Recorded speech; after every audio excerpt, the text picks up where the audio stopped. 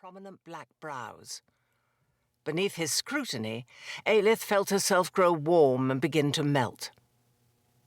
"The markets are expensive today, with Yule so close, and the king and court in residence," she told him. "The bargains were few, and Wulfhild has taken it to heart. You know how she loves to haggle." Goldwyn took the purse she held up for his inspection. "I was warned that becoming a married man was expensive," he observed with mock dismay. "Would you rather have remained in your bread-and-water bachelor state and amassed a solitary fortune then?" Ailith challenged, jutting her chin at him and setting her hands to her hips. She had large, regular features moulded upon a sturdy bone structure. A healthy mare was the way her father had described her during the marriage negotiations before his death last year. A good worker, strong and buxom. Ailith knew that her father's words stemmed from his pride at how well she had coped with the burden of household duties in the 8 years since her mother had died. But it had not blunted the pain of the wounds he had so unintentionally inflicted.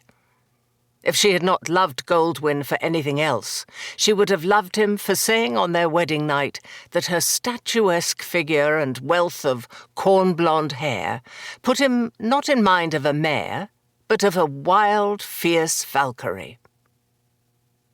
Goldwyn rubbed his jaw and pretended to consider. "Would I rather have remained in my bread-and-water state?" Without warning, he pounced on her and drew her beneath one of the mistletoe kissing bunches. "What do you think?" he breathed. His lips pressed down on hers. She felt the silkiness of his beard, the forge heat still upon his skin, and tasted salty sweat. Running her hands over his naked forearms and across his broad blacksmith's shoulders, she buried her fingers in his hair and returned his kiss with enthusiasm. Against her hip, she felt the clumsy bump of the helmet he was still holding. Wulfhild returned from the stores with a pitcher of ale and a loaf of new bread, which she placed on the trestle near the hearth. Ailith and Goldwyn broke their embrace and looked at each other, making a silent promise for later. Lightly slapping her rump, Goldwyn sat down at the trestle and Ailith ladled out 2 steaming bowls of onion pottage from the cauldron suspended over the hearth. "You're in a fine good humour." She put the soup in front of him and sat down at his side. "Is it because you've finished this?" She lifted the helm off the board and turned it delicately over in her hands. It was a beautiful piece of work, its austere lines tempered by the details of bronze brow ridges and decorated strengthening bands. Goldwyn grunted and spooned pottage into his mouth. "I'll be in a better humour still when the mail shirt to go with it is done. Earl Harold wants it for the new year, and it's not but 2/3 completed yet." Ailith was not deceived by his complaint. Goldwyn's work was going very well indeed.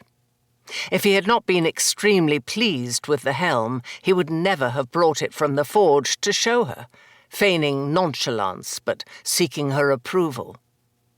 Looking at his hands as he broke bread and ate soup, she marvelled anew that their rugged ugliness could create a thing of such simple but intricate beauty.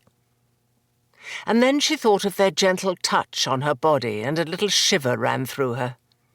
She tried the helmet on. "Do I look like a Valkyrie now?"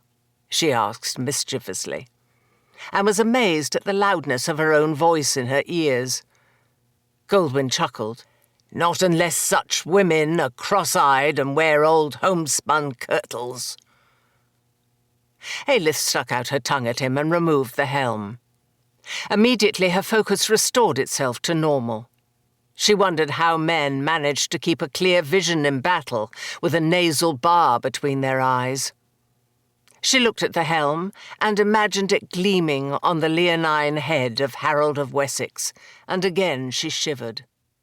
"I'm not really complaining," Goldwyn said, as the hot soup and fragrant fresh bread